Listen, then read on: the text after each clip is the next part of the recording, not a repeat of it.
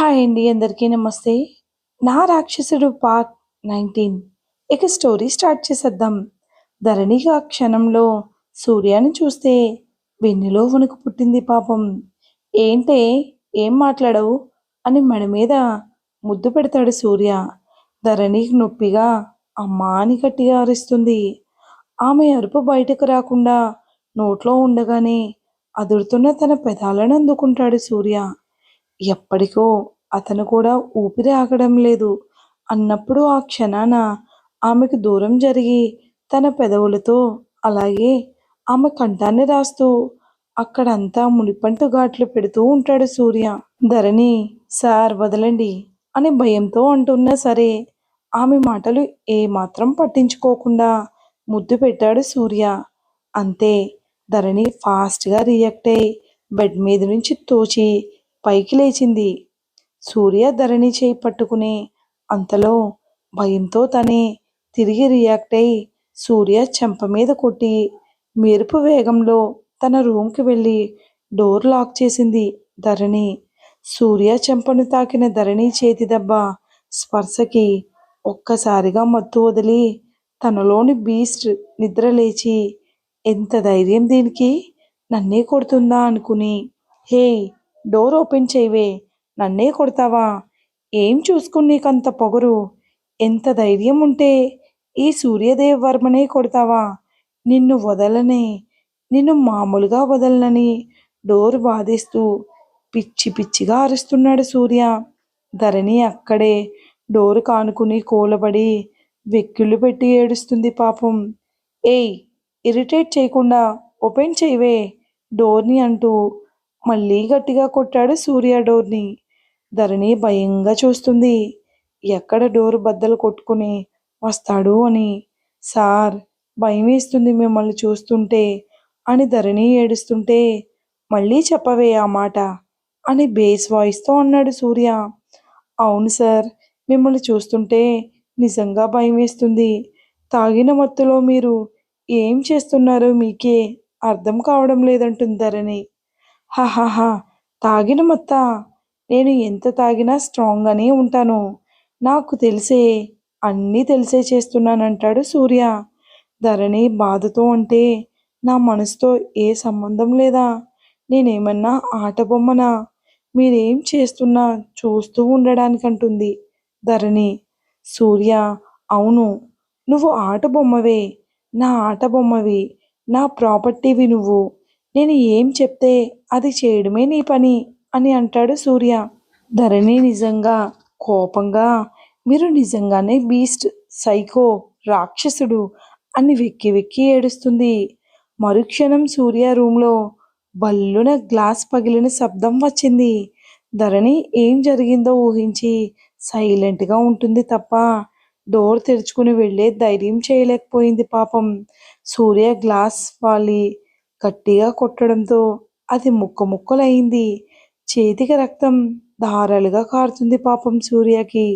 పిడికిలి గట్టిగా బిగిలించి, నిన్ను వదల్నే, వదిలే ప్రసక్తి లేదు, నేను ఎందుకు బ్రతికి ఉన్నానా అని ఏడ్చేలా చేస్తాను నీకు అని అలాగే మంచం మీద పడి మత్తుగా నిద్రపోతాడు సూర్య. ధరణి అరచేతుల మొహం దాచుకుని ఏడుస్తూ సూర్య అన్న మాటలన్నీ గుర్తు చేసుకుని తన అనాథ అయ్యే పుట్టినందుకు తన మీద తనకే అసహ్యం, కోపం, బాధ వచ్చేసాయి పాపం. ఎంతసేపు ఏడుస్తూ కూర్చుందో తనకే తెలియదు. ఏదో ఆలోచించుకుని ఒక నిర్ణయానికి వచ్చినట్టు అలాగే అక్కడే నిద్రపోయింది పాపం ధరణి. రాహుల్ బెంగళూరులో మీటింగ్లో సక్సెస్ ఫుల్గా కంప్లీట్ చేసుకుని వాళ్ళ తాతయ్య దగ్గరకు బయలుదేరాడు. విజయ్కి నిద్ర పట్టగా స్వప్న గుర్తొస్తుంటే ఇంకా రూమ్లో ఉండలేక స్వప్న రూమ్లోకి వెళ్తాడు. అప్పటిదాకా విజయ్ అన్న మాటలు గుర్తొచ్చి ఏడుస్తున్న స్వప్న డోర్ తెరుచుకుని ఎవరు రావడం గమనించి కళ్ళు మూసుకుంది తను. విజయ్ స్వప్న దగ్గరకు వచ్చి బెడ్ మీద కూర్చుని అలాగే కొన్ని క్షణాలు తదేకంగా ఆమెనే చూస్తున్నాడు. ఏడవడం వల్ల అలసిపోయిన మొహం, అసలు తిన్నదో లేదో మొహమంతా పీక్కుపోయింది పాపం. ఆమె ఉచ్ఛ్వాస నిశ్వాసలకు అనుగుణంగా కదులుతున్న ఆమె శరీరం చూసి నిదానంగా స్వప్న నిద్రపోతుందనుకుని ఆమెకి ఏమాత్రం డిస్టర్బ్ కలగకుండా ఆమె చేతిని నిదానంగా తన చేతిలోకి తీసుకున్నాడు విజయ్. విజయ్, నేనన్న మాటలు నీ మనసుని ఎంత కష్టం కలిగించాయో తెలిసే నేను అనాలని అనలేదే. ఆ మాటలు ఏదో అలా వచ్చేశాయి. నువ్వు ఈ ఒక్కరోజు నాతో మాట్లాడకుండా అవాయిడ్ చేసేసరికి నా గుండె ఎవరో పట్టుకుని పిండేసినట్టు ఉంది. అలా నిన్ను 3 ఇయర్స్‌గా నీతో మాట్లాడకుండా ఉండేసరికి నువ్వు ఎంత బాధని అనుభవించావో నాకు ఇవాళే అర్థమైంది. I'm sorry.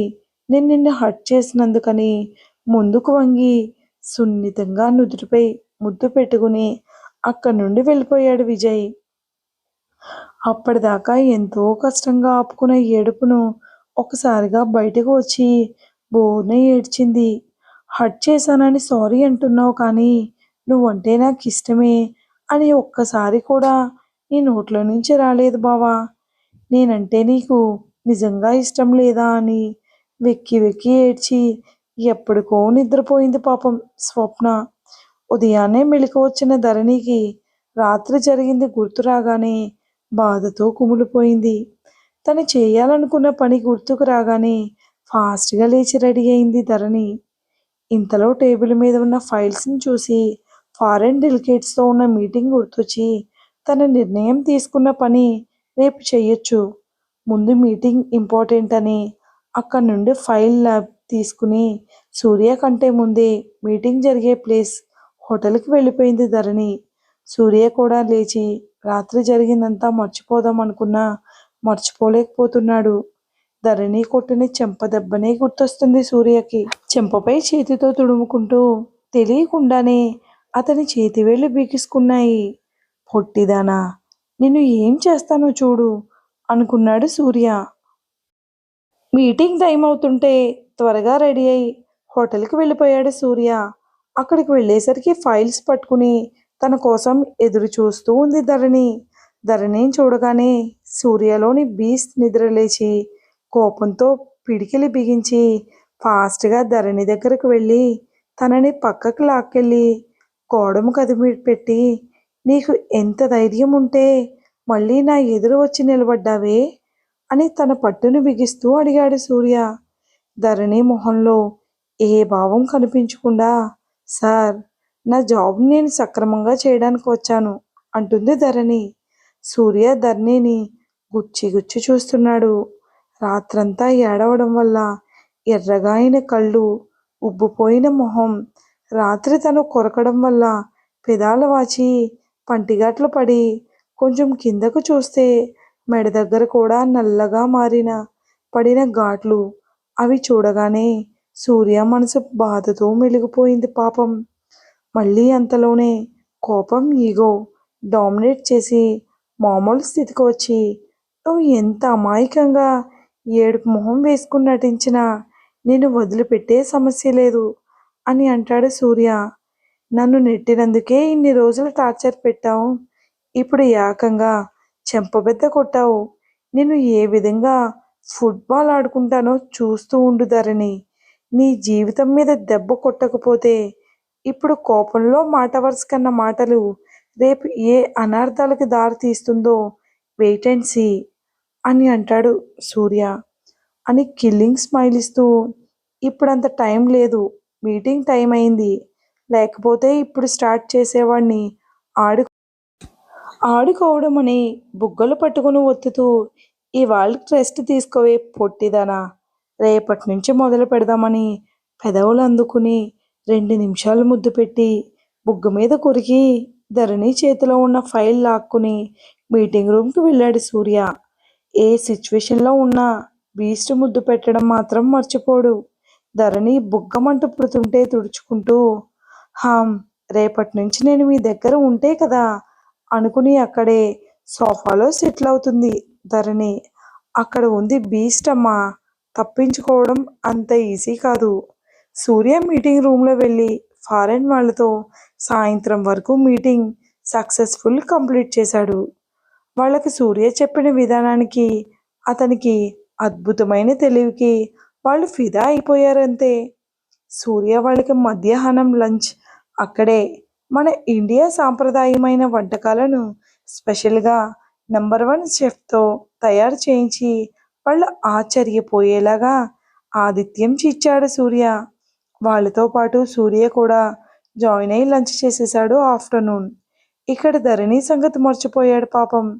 సూర్య ఇచ్చిన ఆతిథ్యం, బిజినెస్ తెలివితేటలు ఎంతగానో నచ్చాయి. మిగతా ప్రాసెస్, పేపర్ వర్క్ అంతా కంప్లీట్ అయ్యేసరికి సాయంత్రం అయింది. సూర్య మార్నింగ్ నుంచి మీటింగ్ వల్ల వచ్చిన టైర్డ్నెస్తో కొంచెం సేపు రెస్ట్ తీసుకుందామని తన పర్సనల్ రూమ్లోకి వెళ్దామని లిఫ్ట్లోకి వెళ్ళాడు. లిఫ్ట్లోకి వెళ్ళేసరికి 24 ఏళ్ల అమ్మాయి బ్లాక్ కలర్ మినీ ఫ్రాక్లో ఎక్కడ పడితే అక్కడే అమర్చిన పర్ఫెక్ట్ కొలతలతో తెల్లగా మెరిసిపోతూ సూపర్ హాట్గా ఉంది తను. ఆ అమ్మాయిని చూడగానే సూర్య కళ్ళల్లో మెరుపు వచ్చింది. ఎందుకంటే ఆ హాట్ గర్ల్ పేరు లిషా. సూర్యకి బెడ్ మీద తనకు నచ్చిన విధంగా కోఆపరేట్ చేస్తుంది తను. లిషా సూర్యని చూడగానే హాయ్ బేబీ, ఎంతకాలం అయింది నిన్ను చూసి అంటూ లిఫ్ట్ ఓపెన్లో ఉన్నది కూడా చూడకుండా అమాంతం సూర్యని చుట్టేసి ఎంతో కోరికతో సూర్య పెదవులపై ముద్దుల వర్షం కురిపించిందామె. లిషా చేతులు సూర్య ఒంటి మీద పాములాగా ఎక్కడ పడితే అక్కడ కదులుతున్నాయి. ఆమె చేతులు సూర్య గుండెల దగ్గరకు తీసుకొచ్చి షర్ట్ తీసి అతని గుండెలపై పెదాలతో రాస్తూ గుండెల మీద హెయిర్ని తిప్పుతూ అంతే. సూర్యకి ఒక్కసారిగా ఒకలాంటి మత్తుతో మైకెల్లోకి వెళ్ళిపోయాడు మన బాబు. లిషా మాత్రం తన పెదాల కదలికను ఆపకుండా అలాగే కంటిన్యూ చేస్తూ ఉంటే సూర్య ఇంకా ఆగలేక ఒక చేత్తో లిషాని ఒడేసి పట్టుకుని లిఫ్ట్ బటన్ నొక్కాడు. లిషా తన ముద్దును కంటిన్యూ చేస్తూనే ఉంది తప్ప తన ఎక్కడ ఉందో గమనించే పరిస్థితిలో లేదు. లిషాలో నచ్చే క్వాలిటీ అదే సూర్యకి. ఏమాత్రం సిగ్గు లేకుండా తనే ముందు తీసుకుంటుంది లీడ్. లిషా ముద్దులోనే తన కోరిక ఎంత తీవ్ర స్థాయిలో ఉందో తెలుస్తుంది. ఇద్దరూ ఒకరినొకరు కలిసిపోయారు.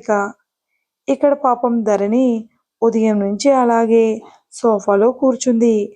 ఉదయం నుంచి పచ్చి మంచినీళ్ళు కూడా తాగకుండా కదలకుండా అలాగే కూర్చుని ఉంది. ఆలోచనల నడుమ దాహం వేస్తున్నా తాగడానికి వెళ్తే మళ్ళీ సూర్య వచ్చి ఎక్కడికి వెళ్ళావని నిన్నట్లా ఎక్కడ గొడవ చేస్తాడేమో అని పాపం అలాగే కూర్చుంది. సాయంత్రం అయినా సరే ఇంకా బయటికి రాని సూర్య కోసం ఎదురు చూస్తూ ఉంటుంది ధరణి. ధరణికి విపరీతమైన నీరసం వచ్చి కళ్ళు తిరుగుతున్నాయి పాపం. రాత్రి నుంచి ఏమీ తినలేదు. మరి టైం చూస్తే రాత్రి 9 అయింది. చూసి చూసి ఇంకా తన వల్ల కాక చిన్నగా లేచి నిలబడింది. కళ్ళు తిరుగుతున్నట్టు అయింది. కొంచెం సర్దుకుని నుంచుంది పాపం.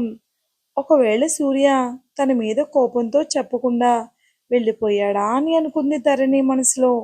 ఎందుకైనా మంచిదని కిందకి వెళ్ళి చూస్తే సూర్య కార్ సెక్యూరిటీ అక్కడే ఉన్నారు. వాళ్ళ దగ్గరికి వెళ్ళి సార్ లోపలే ఉన్నారా అని అడిగింది. అవును మేడం, సార్ లోపలే ఉన్నారు, బయటికి రాలేదని చెప్పారు వాళ్ళు.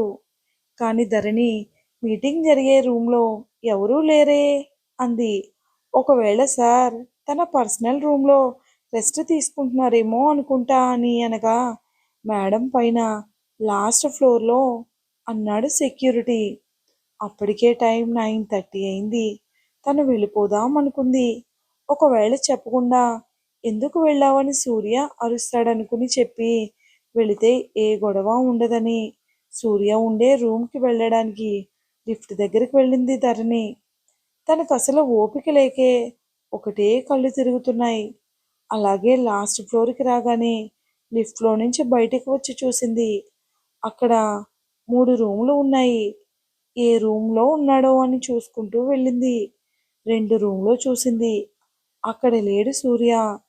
3వ రూమ్కి దగ్గరికి వెళ్ళింది. చిన్నగా నాక్ చేసింది. పాపం ధరణి ఎవరూ వినిపించుకోలేదు. ఇక్కడ ఆత్రం పక్షులు డోర్ లాక్ సరిగా వేయలేదు. కోరికల మోహంలో ఇది ఏంటి? డోర్ కొడుతున్నా కూడా ఎవరూ రెస్పాండ్ అవ్వడం లేదా? అసలు ఈయన గారు లోపల ఉన్నాడా లేదా అనుకుంటూ ధరణి చిన్నగా డోర్ తెరుచుకుని లోపలికి వెళ్ళింది. ఇక్కడ ఇద్దరు రొమాన్స్ చేస్తూ ముద్దుల ప్రవాహంలో మునిగి తేలుతున్నారు. వారి మూలుగులు తమకపు అరుపులు, ఒకరి మీద ఒకరు పెనవేసుకుని బెడ్ మీద దొర్లుతున్నారు వాళ్ళిద్దరూ. ఆ దృశ్యాన్ని చూసిన ధరణికి అసలు అక్కడ ఏం జరుగుతుందో అర్థం కాలేదు ఫస్ట్. ధరణి మెదడు బుద్ధిబారిపోయింది. అసలు తనకేం అర్థం కావడం లేదు. తను చూసింది నిజమో కాదో కూడా తెలియడం లేదు. ఎంత లోకం తెలియని అమాయకపు అమ్మాయి మన ధరణి. అయినా అక్కడ ఏం జరుగుతుందో తెలుసుకోలేనంత చిన్నపిల్ల ఏమీ కాదు. అక్కడ ఏం జరుగుతుందో మైండ్ కొద్ది కొద్దిగా రిసీవ్ చేసుకునేసరికి ఒక్కసారిగా తలంతా తిరిగిపోయి భూకంపం వచ్చినట్టు అనిపించింది. భూమి చీల్చుకుని దానిలో తను కూరుకుపోయినట్టు అనిపించి తుళ్ళి పడిపోయింది పాపం ధరణి. ఆ తరుణంలో అక్కడున్న ఫ్లవర్ వైజ్ తన చేయి తగిలి కింద పడి పగిలి శబ్దం వచ్చింది. లోకాన్ని మరిచి సరసంలో తేలిపోతున్న ఇద్దరికి డిస్టర్బ్ అయ్యి ఏంటి ఆ సౌండ్ అని వచ్చి ఆ వైపు చూశారు. తమకపు మైకంలో నుంచి బయటకు వచ్చిన సూర్య ధరణి అక్కడ చూడగానే అతని మైండ్ మద్దుబారిపోయింది. పనిచేయడం లేదు. సస్తాబుగా అయిపోయింది. లిషా అయితే ధరణిని ఇష్టం వచ్చినట్టు తిడుతుంది. ఎవరు నువ్వు? ఎందుకొచ్చావు? వచ్చే ముందు నాక్ చేసి రావాలని తెలీదా అని నోటికొచ్చినట్టు మాట్లాడుతుంది తను. ధరణికి ఏం వినిపించడం లేదు. తలంతా పగిలిపోయింది. ఊపిరి సరిగా అందడం లేదు. తనకి ఏమీ అర్థం కావడం లేదు. అంతా చీకటిగా కనిపిస్తుంది. లిషా అరిచి అరిచి ఆయాసం వచ్చి సూర్య ఎవరు? తన బుద్ధి లేకుండా ఎలా వచ్చింది అని కదిలించింది సూర్యని. అప్పటి వరకు ఏదో ట్రాన్స్లో ఉన్న సూర్య ఒక్కసారిగా కోపం పెరిగిపోయి కళ్ళు చింతనిప్పుల్లా మారిపోయి మరి ఎందుకో ధరణి తనని ఇలాంటి పరిస్థితిలో చూసిందని కోపం వచ్చిందో లేక ఆమెకు తన ఎలాంటి వాడని తెలిసిందో అని ఏమో మరి అది చూద్దాం. తన మీద ఉన్న లిషాని పక్కకి విసిరేసి ఫాస్ట్గా లేచి వచ్చి ధరణి చెంప పగలగొడతాడు సూర్య. అంతే. ఇకపై మన ధరణి ఎలాంటి డిసిషన్ తీసుకుంటుందో నెక్స్ట్ వీడియోలో తప్పక చూద్దాం. వీడియో కనుక నచ్చినట్లయితే లైక్ చేసి సబ్స్క్రైబ్ చేసి మన ఛానల్ సపోర్ట్ ఇస్తారనుకుంటున్నాను. Thanks for watching.